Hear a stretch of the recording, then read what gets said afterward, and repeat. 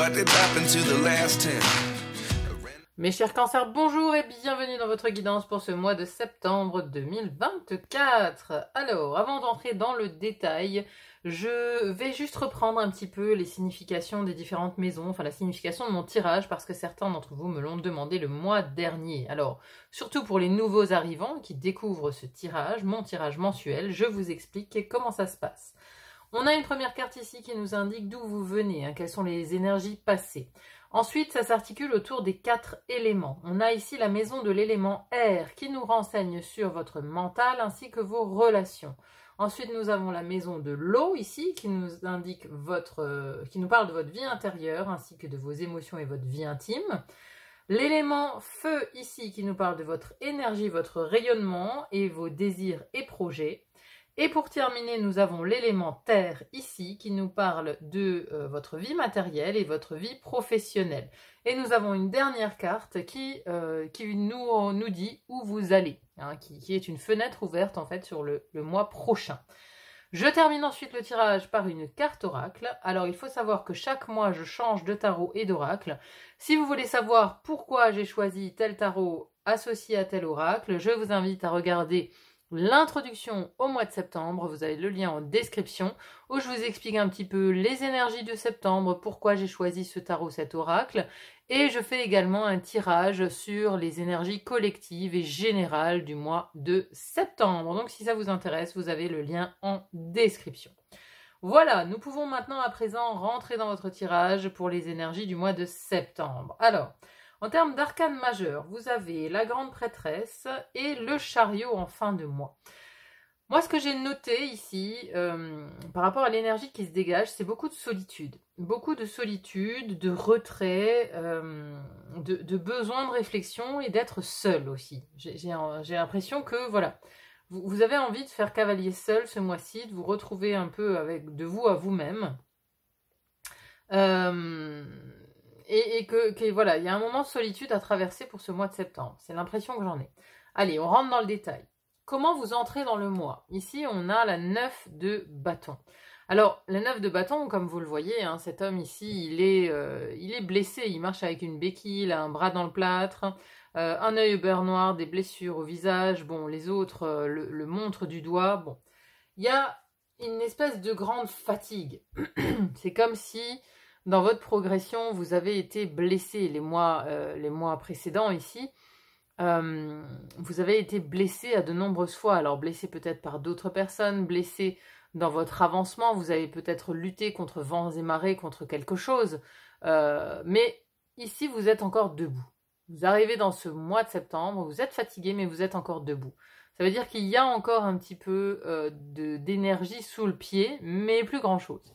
Parce que quand on arrive au 9 de bâton, on est presque au 10. Le 10, c'est le fardeau, c'est le moment où ça devient trop lourd à porter pour quelqu'un de seul. D'accord? Donc ici, vous êtes dans l'énergie où vous avez déjà essuyé beaucoup de batailles et vous arrivez au bout de cette bataille que vous avez menée tout seul.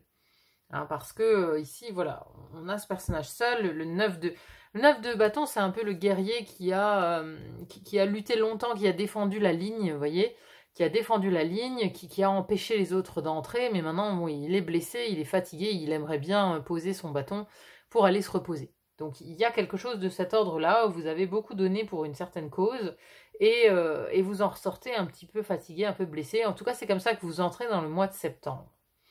Alors, ici, dans l'élément air, la première maison de l'air, qui nous parle de votre mental, de votre intellect, qui nous dit comment vous pensez, comment vous apprenez. Et on a ici un as de denier. Alors le denier, c'est quelque chose de très pragmatique, c'est rattaché à la terre. Donc ici, on pense de manière pragmatique, on est assez cartésien dans sa manière de penser. Il y a un effet un peu bon sens, vous voyez, on fait preuve de bon sens avec cet as de denier. Et surtout, il y a le côté as, ça veut dire qu'il y a une transformation peut-être de la pensée qui se fait, vous pensez peut-être d'une autre manière. Vous injectez peut-être plus de bon sens dans votre manière de penser, moins anxieux. Vous voyez, on a plus les pieds sur terre quand on est avec un as de denier dans sa tête. On a plus les pieds sur terre, on est plus concentré sur les choses concrètes de la vie. Ça veut dire qu'on n'est pas on n'est pas dans le rêve, on n'est pas dans l'imaginaire, on n'est pas connecté un peu à la lune, on n'est pas lunaire. Non, ici on s'intéresse à des choses très pragmatiques, très pratico-pratiques. Votre tête, elle est tournée vers ça pour ce mois de septembre. Vous êtes très pratico-pratique. Et donc, vous voyez, quand on a de l'air, ça peut faire... Ça peut dire qu'on utilise beaucoup son intellect, mais ça peut nous montrer un peu d'anxiété. Non. Ici, vous êtes très pragmatique, cartésien et pied sur terre et bon sens. Hein, c'est vraiment l'énergie qui se dégage dans votre intellect ici pour ce mois de septembre. À côté de ça, dans la deuxième maison de l'air qui nous parle de vos communications, comment vous communiquez et comment vous entrez en relation avec les autres. Et ici, on a une reine de bâton. Alors, cette reine de bâton, deux possibilités. Soit c'est quelqu'un dans vos relations qui a un rôle très important. Donc, il s'agirait ici d'une femme d'un signe de feu, donc qui serait Lion, Sagittaire ou Bélier, qui pourrait avoir extrêmement d'importance hein, dans votre vie, dans vos relations. C'est une relation qui, peut-être, voilà, vous aide, qui est à côté de vous et qui est assez charismatique. À moins que ce soit votre énergie, hein, comment les autres vous voient quand vous entrez en relation avec eux. Et on a un côté quand même assez charismatique, séduisant. Vous savez parler, vous savez vous montrer. Hein. Ici, on a quand même un côté exubérant avec les feux d'artifice derrière. On a cette femme chef d'orchestre qui est photographiée, qui dirige son orchestre et qui fait les choses qu'elle aime. On la voit.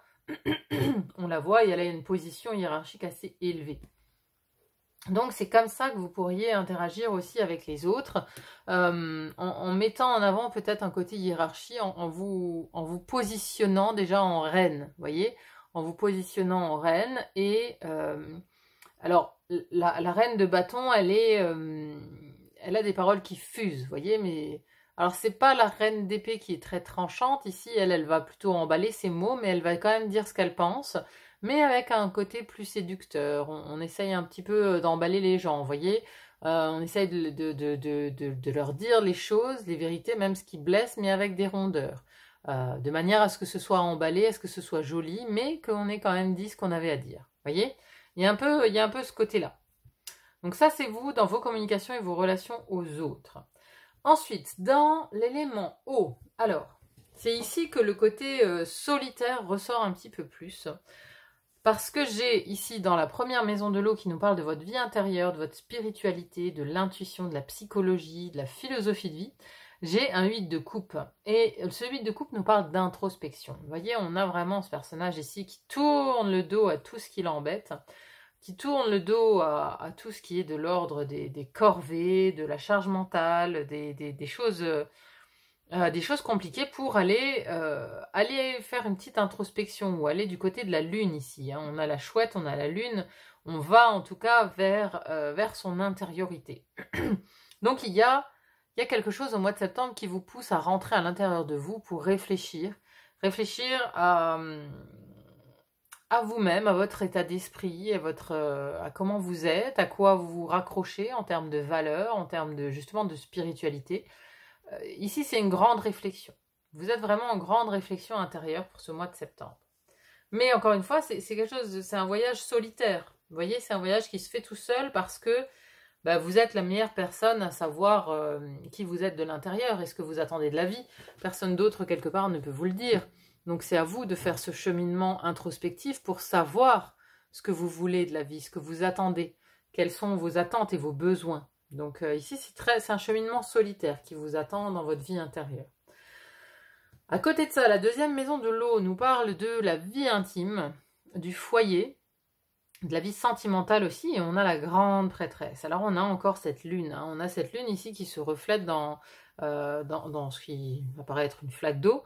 On a encore ce côté très lunaire, hein. On a la lune ici, la lune ici. La lune, c'est votre astre ami Cancer, donc vous allez être assez connecté justement à cet astre introspectif. C'est quelque chose que vous savez faire, que vous aimez sans doute faire aussi. Et cette grande prêtresse, elle a un côté mystérieux, elle a un côté caché. Elle a un côté justement qui se relie à son intériorité, mais c'est une taiseuse, hein, la grande prêtresse, elle ne parle pas. Donc il y a un côté où on se met en retrait dans sa vie intime, on se met un petit peu en arrière pour aussi se connecter à son intuition, parce qu'il y a besoin il y a besoin d'éclaircissement. Vous voyez, il y a ce côté miroir qu'elle a de cette carte, qui nous parle que, voilà, on a peut-être besoin aussi de se regarder dans un miroir pour aller chercher la connaissance à l'intérieur de soi, pour savoir encore une fois ce qu'on veut dans sa vie intime. Il peut aussi y avoir quelque chose de l'ordre du secret et du mystère dans cette maison-là pour le mois de septembre, quelque chose qui n'est pas encore dit, quelque chose qui n'est pas encore dévoilé, mais qui viendra peut-être de cette introspection que vous faites ici par rapport à votre vie intérieure et spirituelle. Hein. Je pense que vous attendez quelque part une révélation qui vous vient de l'intérieur. Et donc dans cette vie intime, il y a un côté mise en retrait pour aller voir à l'intérieur, chercher la connaissance dans sa vie spirituelle justement, hein, parce que c'est quand même la papesse qu'on a ici. Hein. Donc très très relié aussi à sa vie spirituelle. Donc cheminement très solitaire, très introspectif du côté des émotions, du côté de la vie intérieure pour ce mois de septembre. Ensuite, nous avons l'élément feu ici. Alors, première maison du feu qui nous parle de votre énergie, votre vitalité, mais aussi votre rayonnement. Comment les autres vous perçoivent pour ce mois de septembre. Et on a la 9 de denier. Alors, cette 9 de denier, c'est la carte de la richesse, du contentement, du confort de vie également. C'est, voilà, cette femme, elle est ici en train de profiter de tout ce qu'elle a acquis jusqu'ici. Mais encore une fois, elle profite d'une manière très solitaire de son bonheur, de son confort. Vous voyez, on pourrait donc ici vous voir comme quelqu'un qui aime être seul, comme quelqu'un qui aime se mettre en retrait, qui aime profiter justement de son foyer. Parce que je pense que, voilà, elle regarde ici son livre, peut-être c'est le livre de la connaissance de la papesse. Hein, vous voyez ici, il y a un livre par terre ici aussi. Donc il y a des moments de retrait pour essayer de comprendre quelque chose. Pour ce mois de septembre, vous essayez de comprendre quelque chose. Et donc, on vous voit assez préoccupé, je pense, par la compréhension de ce qu'il y a à l'intérieur de vous. Ou en tout cas, c'est encore une idée de assez solitaire, en fait, hein, ce que vous dégagez. Vous dégagez quelque chose de solitaire et vous avez envie de rester chez vous, dans votre foyer, dans votre cocon. Il y a vraiment une notion de cocon ici avec cette 9 de denier. Hein. Donc ça vous ressemble bien en fait, toutes ces énergies ici avec ces deux pleines lunes et cet aspect cocon, ça ressemble bien à l'énergie cancer, donc vous allez être vraiment, je pense, dans vos énergies, dans quelque chose que vous connaissez, que vous savez faire aussi pour ce mois de septembre. À côté de ça, deuxième maison du feu qui nous parle de vos désirs, vos projets, vos créations, vos actions. Ici, on a un 4 de bâton. Alors, ici, j'ai quand même l'impression que... alors, vous évoluez tout seul ici. Vous évoluez seul. Mais on a quand même un désir d'engagement.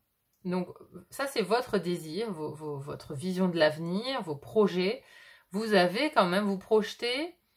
Ici, il y a un rassemblement, vous voyez, il y a une célébration, on célèbre quelque chose, on célèbre des fiançailles, un anniversaire, en groupe, on célèbre en groupe. Et vous, ce que vous espérez, c'est une célébration, c'est peut-être justement de retrouver un groupe, de retrouver une famille, peut-être une famille d'âme, de retrouver une famille tout court, de retrouver des amis, de vous retrouver à nouveau, en fait, dans cet esprit collectif. C'est-à-dire que vous évoluez en solitaire, mais à l'intérieur de vous, votre désir pour l'avenir, c'est de vous voir à nouveau inclus dans une équipe, en fait. De célébrer aussi peut-être une victoire, ou de célébrer un engagement, ou de vous engager avec d'autres personnes, vous voyez. Il peut y avoir de ça. Parce que peut-être que le côté solitaire, vous en avez peut-être assez, en fait. C'est peut-être ça aussi la réflexion du moment, c'est est-ce que je continue ou non mon chemin tout seul ou est-ce que je m'associe à d'autres personnes pour aller de l'avant? C'est un peu le questionnement, je pense. Ensuite, nous avons ici l'élément terre pour finir. Première maison de la terre qui nous parle du matériel, des finances, des possessions, mais aussi du corps physique. Et ici, on a la 7 de denier. Donc, c'est la carte de la patience. Ici, par rapport à certains projets... Vous voyez, ici, on a une main pleine de pièces. Et cette femme ne la voit pas pour l'instant et elle s'interroge par rapport à ses créations ici, à ce qu'elle vend. Elle s'interroge à savoir est-ce qu'un jour ça va lui rapporter quelque chose ou est-ce que Est-ce qu'elle doit persévérer ou elle doit arrêter? Bon, donc il peut y avoir ici une idée de devoir patienter par rapport à un projet matériel, financier, par rapport à des possessions, par rapport à un achat, par rapport à une vente, peu importe. Ça, c'est à vous de voir comment ça résonne dans votre situation, mais ici, on vous dit patience. Patience, ça va venir. Votre récompense viendra. Maintenant, il faut encore être patient. C'est-à-dire que vous avez, ici on vous dit, vous avez fait ce que vous aviez à faire pour que ça tombe. Maintenant, il faut juste être patient. Il n'y a plus rien à faire en fait. Il n'y a plus rien à faire. Vos actions, vous les avez faites. Il suffit d'être patient. À côté de ça, la deuxième maison de la Terre qui nous parle de votre vie professionnelle, du travail, de la vie quotidienne aussi, si vous n'avez pas d'emploi ou que vous êtes à la retraite par exemple. Ici, on a un 8 d'épée. Alors, on le voit, hein, ici, la 8 d'épée, c'est une carte compliquée puisque cette femme, elle est au bout du rouleau. On a cet enfant qui pleure, on a le chien qui hurle à la lune. Enfin bon, on a un côté où on se sent assez... on se sent harcelé, en fait, j'ai l'impression, vous voyez? On se sent harcelé, il y a des choses désagréables, il y a des gens désagréables autour de vous au boulot, il y a des gens désagréables, on hurle au loup, et vous êtes il y a un côté un peu bout du rouleau, il y a un côté anxieux, il y a un côté vous ne savez plus quoi faire, hein, parce qu'il y a cette femme, elle est là et elle se dit c'est sans issue. Mais la 8 d'épée nous parle de croyances limitantes. Donc ce sont des croyances qui vous limitent là, qui vous mettent dans cet état-là. Vous avez la croyance que c'est sans issue, mais est-ce que c'est vrai pour autant? C'est pas sûr. En tout cas, il y a une idée d'être au pied du mur, de se retrouver un peu dans des situations anxiogènes, d'avoir des collègues pénibles, des gens autour de vous au travail qui sont pénibles, que vous ne pouvez plus entendre en fait. Hein. Là, cette mère, elle est au bout du rouleau parce qu'elle ne peut plus entendre les cris de son enfant, le chien qui hurle. Mais voilà, pour elle, c'est sans issue. Là, elle cherche une issue, là, il n'y en a pas. C'est la fenêtre, hein, elle ne va pas sauter. Donc, on est au pied du mur, on est avec la croyance, encore une fois, que c'est sans issue, même si ça ne l'est pas. Parce que, à la fin du mois, si vous connaissez une situation problématique au niveau du travail, on vous dit quand même qu'à la fin du mois, quoi qu'il se passe, vous avancez. On a une très très belle carte du chariot ici. Le chariot, c'est partir à la conquête, c'est se mettre en mouvement. Et on a toutes ces personnes lugubres derrière ici, et ce personnage qui est très lumineux parce qu'il avance. Il avance vers quelque chose qui lui fait plaisir, qui lui fait du bien, et qui le met en couleur, quoi. Vous voyez, par rapport aux autres qui sont derrière, qui sont dans la grisaille, lui, il est totalement illuminé, ensoleillé, il est à la bonne place, quoi. Donc c'est ce qu'on dit, c'est qu'à la fin du mois, ça bouge. Si vous connaissez une situation complexe au travail, sachez que fin septembre, il y a quelque chose qui bouge, qui rentre en mouvement et qui vous fait passer à autre chose, qui vous fait aller dans une autre énergie. Je pense. Allez, c'est parti. On va maintenant conclure votre tirage, mes amis Cancer, avec une carte oracle, avec l'oracle des animaux totems et leur nombre sacré. On va voir ce qu'on a encore comme message pour vous pour ce mois de septembre 2024.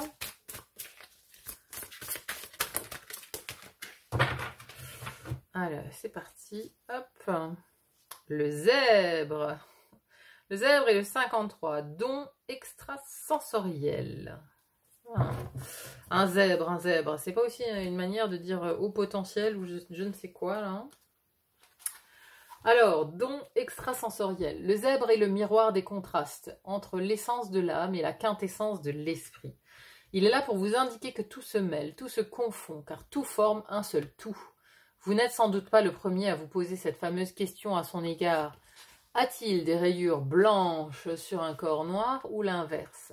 Même si la science semble vouloir statuer sur une théorie plutôt qu'une autre, votre esprit ne pourra jamais s'empêcher de la remettre en question, car votre âme perçoit toutes les versions possibles d'une histoire.